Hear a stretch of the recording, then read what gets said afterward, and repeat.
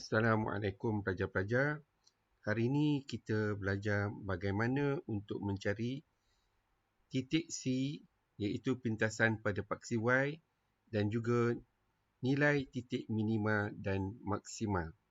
Di sini cikgu berikan suatu persamaan iaitu X kuasa 2 tambah 2X tambah 3. Okey, kita lihat daripada gambar rajah yang akan kita bina di manakah letaknya titik C dan titik minima atau maksima. Seperti mana yang pernah cikgu terangkan kepada anda sebelum ini, titik C ialah pintasan pada paksi Y ialah titik C yang ini. Dan kedua gambar rajah ini, A ialah positif, maka dia akan membentuk mangkuk seperti ini. Maka ini kita akan dapat titik minima, bukan titik maksima. Kalau A itu negatif, dia akan menjadi titik maksima. Kita teruskan kepada pengiraan. Okey, pelajar-pelajar boleh lihat daripada jadual yang cikgu sediakan ini dan harapan cikgu pelajar pun akan buat jadual yang sama. Okey, dari jadual ini kita lengkapkan jawapan dia dan kita dapat angka-angkanya begini. Dan cikgu terus binakan gambar rajah dia ataupun graf dia. Graf dia ialah begini. Okay, ini dia grafnya. Dan kita akan lihat graf dia memintas pada paksi Y sama dengan 3 dan titik minima dia ialah negatif 1. Jika pelajar-pelajar ada perisian GeoGebra Sketchpad, anda boleh lihat keadaannya begini. X kuasa 2 tambah 2X tambah 3. Beginilah gambar rajah dia. Okey, pelajar-pelajar boleh nampak dia memintas pada titik sama dengan 3, Y sama dengan 3 dan nilai minima dia ialah di negatif 1. Okey, pelajar-pelajar nampak tu. Okey. Dari persamaan yang cikgu beri ini dan dari penerangan yang lalu, kita sudah tahu nilai C ialah 3, iaitu pintasan pada paksi Y. Yang kedua, kita lihat A ini ialah positif. Maka gambar rajah dia mesti berbentuk mangkuk dan nilai dia ialah negatif minima.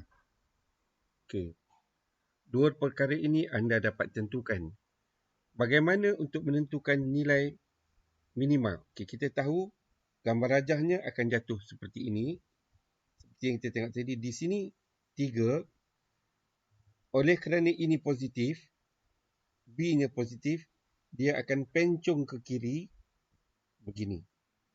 Okey, apakah nilai minima ini? Okey, nilai minima ini merujuk kepada nilai A dan B, iaitu X tambah 2X. Maknanya jarak dia 2. Jadi sini kosong, jarak dia 2. Di sini negatif 2. Jadi nilai minima ialah pada paksi X negatif 1.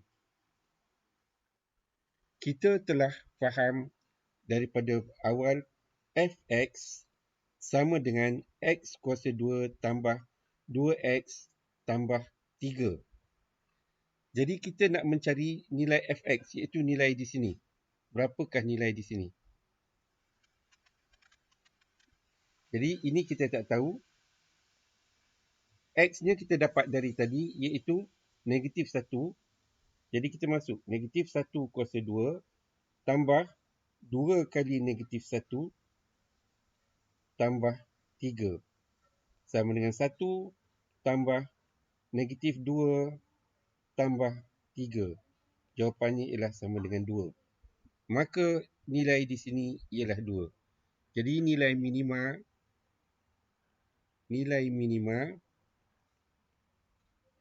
sama dengan negatif 1, 2. Untuk lebih mengukuhkan pemahaman anda, mari kita buat latihan praktis kendiri 1.1C. pada muka surat 14. Okey, di sini ada 3 soalan. Okey, cikgu besarkan. Soalan yang pertama ialah X kuasa 2 tambah 7X tambah C melalui titik 05. Okey, di sini titik 05. Kita sudah maklum titiknya 05. Dan di sini ialah C. Maka secara kasarnya kita sudah tahu dia akan berada pada titik. Di sini cikgu buat 1, 2, 3, 4, 5. Dan persamaan tadi ialah X tambah 7, tambah 7X. Maka tambah 7X dia akan pencung ke kiri. Kita tulis di sini. X kuasa 2 tambah 7X tambah 5. Yang ini ni maknanya jarak dia 7. Okay, 1, 2, 3, 4, 5, 6, 7. Jadi gambar rajah tu lebih kurang macam ni. Dia naik balik macam ni. Di sini sama dengan 7. Jadi titik di tengah-tengah dia ni ialah 3.5. Di sini 3.5 negatif. Okay. Kita tahu pintasan dia pada 5 dan negatif ni ialah 3.5. Jadi anda gunakan F X kuasa 2 sama dengan X kuasa 2 tambah 7X tambah 5. Cari berapakah nilai titik minima. Okay. Pada soalan B pula ialah Fx sama dengan 2X kuasa 2 tolak 4X tambah C dan melalui titik 23. Anda lihat beza di atas ialah 0,5 maknanya betul-betul di atas paksi Y. Tetapi kini yang kedua tidak. Okay, kita lihat seterusnya. Untuk mencari titik C, kita tuliskan kembali persamaan kuadratik. Okay, di sini bagaimana yang cikgu fahamkan dulu, ini ialah nilai Fx dan ini ialah nilai X. Jadi kita masukkan kembali dalam persamaan. Negatif 3 sama dengan 2X ialah 2. 2 kuasa 2 tolak 4 kali 2 tambah C. Jadi sama dengan negatif 3 sama dengan 2 kali 2 8 tolak dengan 4 kali 8 tambah C. Oleh itu C akan sama dengan negatif 3. Jadi kita tahu gambar rajahnya C sama dengan negatif 3. Okey. Kita sudah dapat C sama dengan negatif 3. Okey, jarak pada minima dan maksima, kita tengok pada A dan B. 2X kuasa 2 tolak 4X. Kita tahu gambar rajah ini ialah pencung ke kanan. Kita kena bagikan dengan 2 sebab kita kena cari nilai A dan B, tolak B. Jadi sama dengan X kuasa 2 tolak 2X. Maka jarak dia ialah 2. 0 dan 2. Di mana letak 0 dan 2 ini? Pada negatif 3. Okey, jadi di sini cikgu akan tunjukkan gambar rajah secara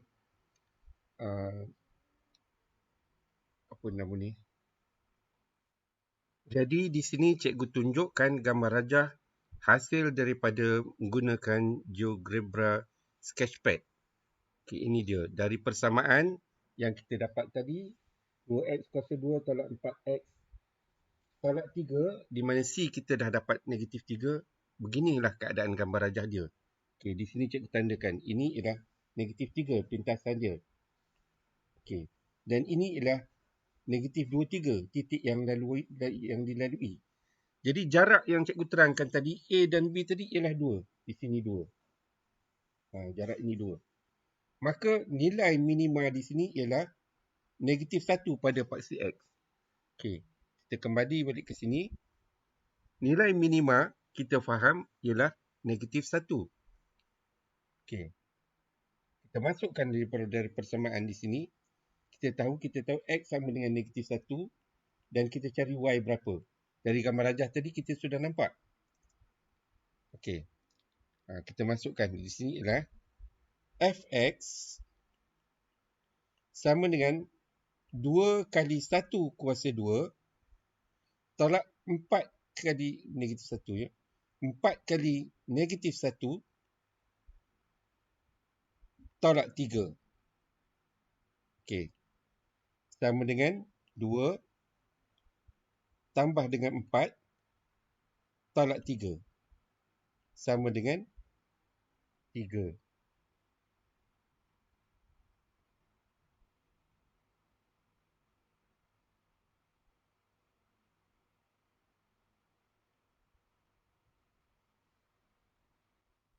Kita telah dapat titik minima pada X ialah negatif 1. Jadi kita tuliskan persamaan Fx sama dengan 2X kuasa 2 tolak 4X. Kemudian tolak 3. C tadi kita dapat negatif 3. Jadi di sini kita tidak tahu jawapannya berapa. Kita masukkan nilai X. 2 kali dengan negatif 1 kuasa 2 tolak dengan tambah 4X, tambah 4X. Tambah dengan 4 darab dengan negatif 1 tolak 3. Okey, sama dengan 2 tolak dengan 4 tolak dengan 3. Jadi jawapan ialah sama dengan negatif 5. Jadi titik minima ialah pada negatif 1, negatif 5. Okey, itulah jawapannya. Okey, ini dia jawapan dia. Okey, rajin-rajinlah pelajar buat latihan dan sekiranya anda ada masalah, sila jangan ragu-ragu untuk bertanya kepada guru anda.